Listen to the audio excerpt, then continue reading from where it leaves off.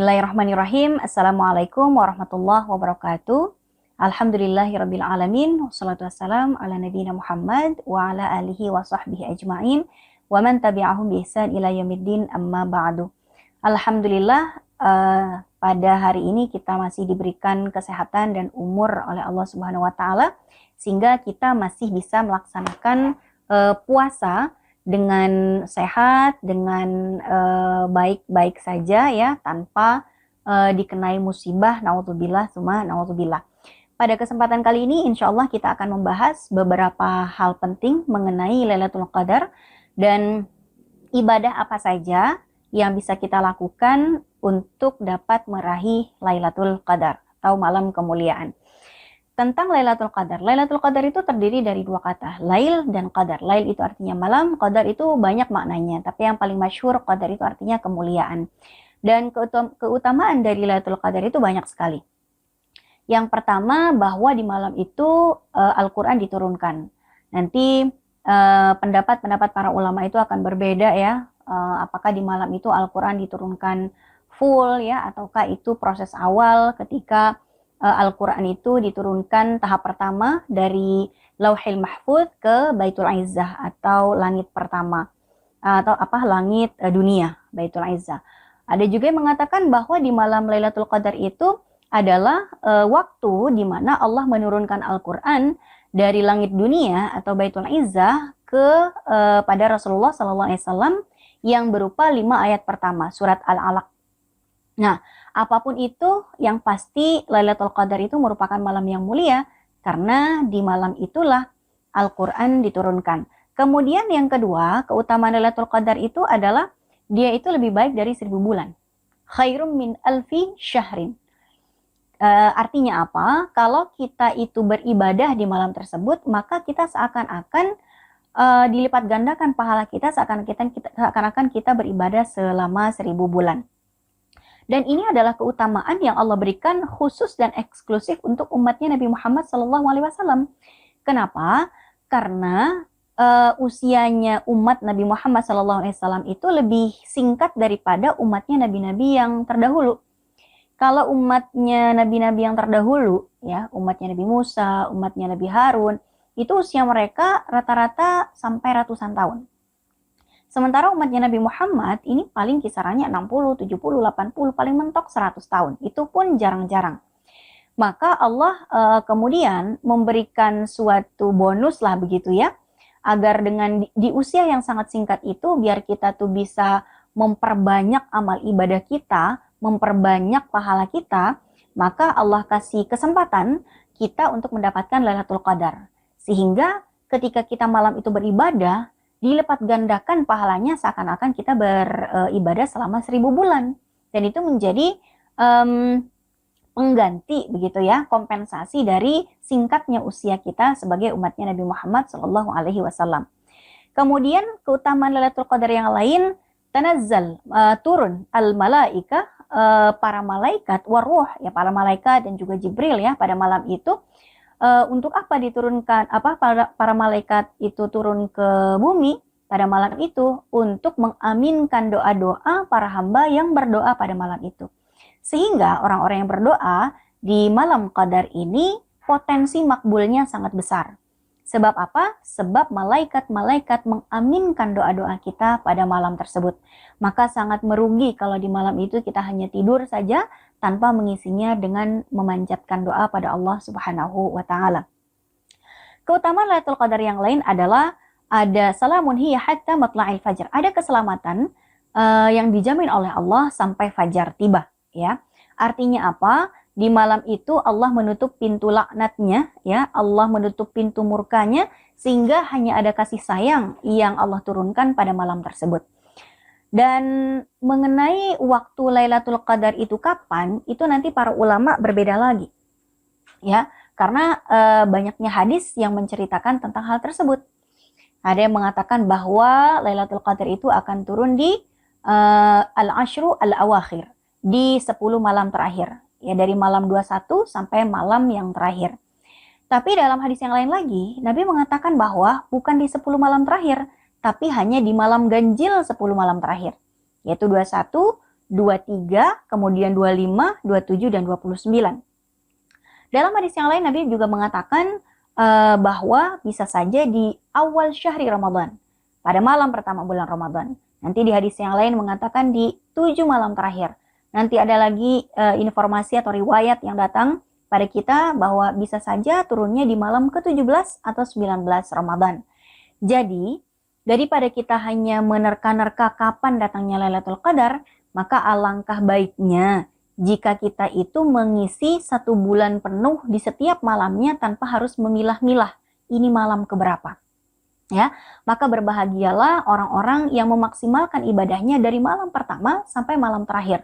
Tidak hanya mengistimewakan 10 malam terakhir, tapi dia mengistimewakan dari malam pertama sampai malam terakhir bulan Ramadan. Memaksimalkan itu bagaimana caranya? Banyak sekali cara memaksimalkan malam bulan Ramadan agar menjadi wasilah buat kita mendapatkan keutamaan Lailatul Qadar. Apa saja? Pertama, tadi kan memaksimalkan dengan ibadah. Maka Nabi mengatakan dalam satu hadisnya, "Man qama Lailatul Qadri imanan wa ihtisaban, ghufira lahu ma taqaddama min dzambi." Barang siapa yang menghidupkan malam Lailatul Qadar dengan penuh keimanan dan penuh kepasrahan mencari ridhonya Allah, semata-mata karena Allah, maka Allah akan mengampuni dosa-dosanya di masa lalu. Maka beruntunglah orang-orang yang memaksimalkan, karena dosa-dosanya di masa lalu pasti akan dihapuskan oleh Allah Subhanahu wa taala. Amalan lainnya apa? Amalan lainnya itu adalah melaksanakan sholat isya dan sholat subuh berjamaah pada malam itu. Maka Nabi dalam satu hadis mengatakan, "Man shallal isya'a was subha fi jama'atin kana lahu kaqiyamu lailatin." Barang siapa yang pada malam Lailatul Qadar itu dia itu sholat isya berjamaah, sholat subuh berjamaah, maka seakan-akan dia telah beribadah penuh 1 malam itu. Jadi misalnya nih, kita tidak iktikaf di malam tersebut, tapi kita mengisi malam itu dengan sholat berjamaah, dari sholat isya, kemudian sholat subuh, apalagi kalau ditambah sholat tarawih juga berjamaah, sholat witir berjamaah, tahajud berjamaah, maka kita seakan-akan dan memang salah satu cara yang lain dalam mendapatkan Lailatul Qadar itu adalah dengan melaksanakan iktikaf. Tapi di masa pandemi seperti sekarang ini, kesempatan iktikaf itu sangat kecil sekali untuk bisa kita lakukan. Kenapa? Karena masjid-masjid ditutup untuk menghindari potensi terpaparnya virus COVID-19. Nah, buat kita yang memang sedang tidak bisa melaksanakan iktikaf, tidak usah kita berkecil hati. Sebab jikapun satu pintu ibadah sunnah itu tertutup, masih banyak pintu ibadah sunnah lain yang bisa kita lakukan. Ibaratnya kita lagi mau makan, di atas meja banyak sekali tersedia lauk yang bisa kita pilih. Jangan sampai kita terfokus pada menu yang tidak ada di atas meja. Tapi kita fokus pada apa yang bisa kita nikmati, yang tersedia di atas meja. Nah, sebagaimana sekarang juga, pintu ibadah iktikaf mungkin saja tertutup. Karena masjidnya tidak tertutup, karena masjidnya tidak bisa kita pakai. Tapi masih banyak ibadah-ibadah lain yang bisa kita lakukan, maksimalkan. Seperti sholat isya, taraweh, witir, tahajud, dan lain sebagainya. Dan untuk mendapatkan Lailatul Qadar, Rasulullah sendiri tidak mengatakan bahwa satu-satunya wasilah mendapatkan Lailatul Qadar itu adalah harus iktikaf. Enggak seperti itu. Iktikaf adalah salah satu wasilah untuk mendapatkan Lailatul Qadar, tapi bukan jaminan bahwa kalau iktikaf pasti dapat Lailatul Qadar. Tidak ada juga tidak ada juga keterangan dalam syariat bahwa satu-satunya wasilah untuk mendapatkan Lailatul Qadar adalah dengan iktikaf. Tidak. Kenapa? Karena wasilah mendapatkan Lailatul Qadar adalah memaksimalkan ibadah pada malam tersebut, apapun ibadahnya. Jangan sampai bela-belain ingin iktikaf ke masjid yang lagi tutup gitu tapi dia tidak taraweh. Lah, ini malah kebalik. Taraweh justru malah sesuatu yang harus kita perjuangkan di bulan Ramadan. Kenapa?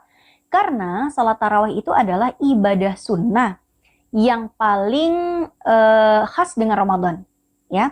Semua ibadah sunnah yang lain selain taraweh itu masih bisa kita nikmati di luar bulan Ramadan. Seperti tilawah, sholat duha, sholat tahajud, witir, dan lain sebagainya, ibadah-ibadah sunnah tersebut bisa kita nikmati di luar bulan Ramadan. Tapi tidak dengan tarawih. Tarawih itu hanya bisa kita nikmati di bulan Ramadan. Maka merugilah kita kalau kita tidak melaksanakan tarawih di satu malam bulan Ramadan gitu ya. Sebab ya jangan sampai kita berharap dapat kemuliaan Lailatul Qadar kalau kita mengabaikan salat tarawih, meninggalkan salat tarawih tanpa adanya uzur yang syar'i. Lalu bagaimana dengan wanita haid? Apakah wanita haid itu masih punya kesempatan untuk mendapatkan Lailatul Qadar? Tentu. Kenapa? Karena Lailatul Qadar itu tidak hanya dikhususkan bagi wanita yang sedang suci, wanita haid pun masih bisa. Lalu apa dong ibadah yang bisa dilakukan wanita yang sedang haid? Banyak ya. Dia memang tidak bisa itikaf karena tidak boleh masuk ke dalam masjid dan berdiam di dalamnya. Wanita haid juga tidak bisa tilawah, tidak bisa memegang mushaf, tidak bisa sholat dan puasa. Tapi ingat bahwa wanita haid juga masih bisa mendapatkan pahala puasa dengan cara memberikan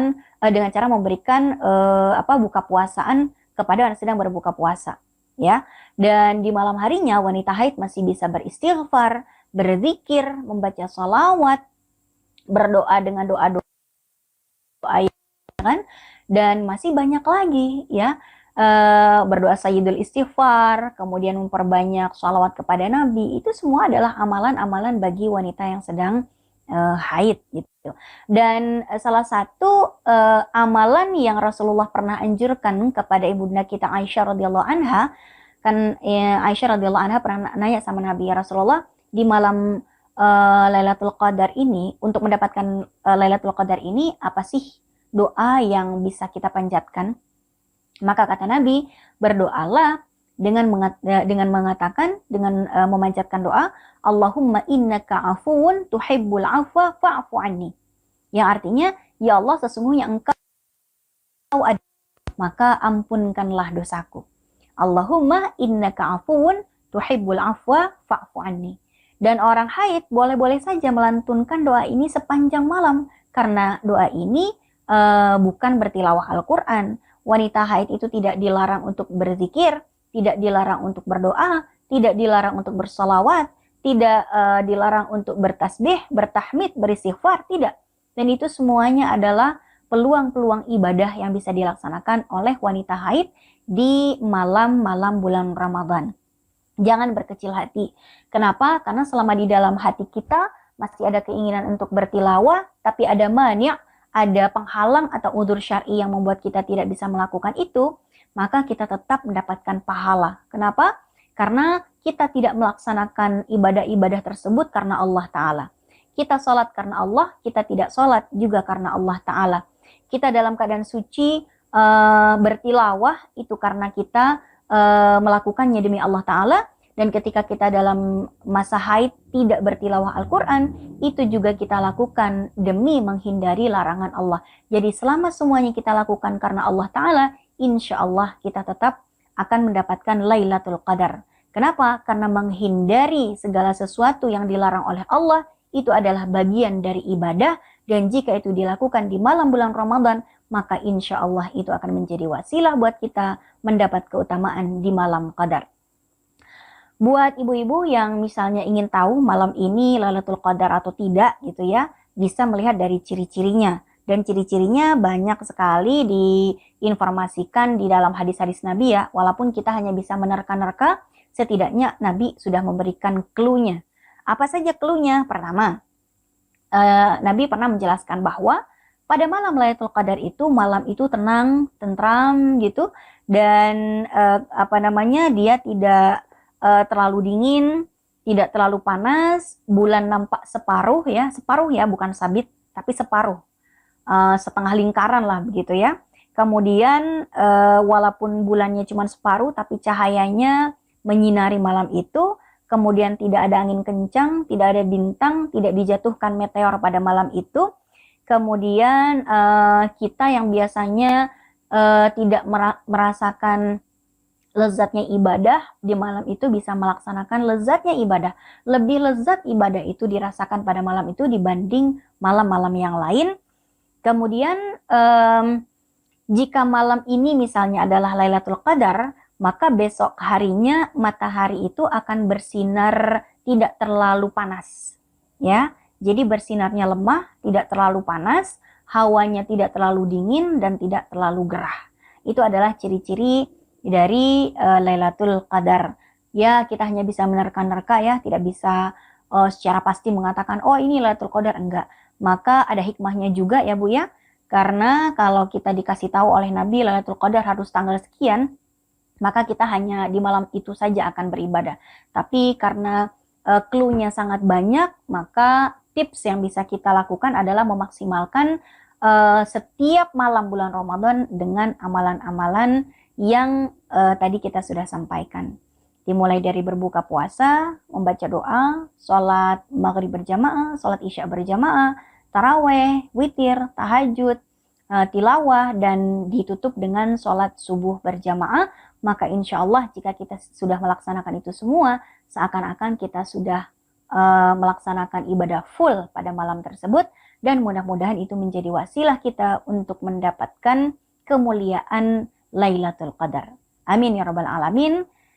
Semoga bermanfaat untuk kita semua. Wassalamualaikum warahmatullahi wabarakatuh.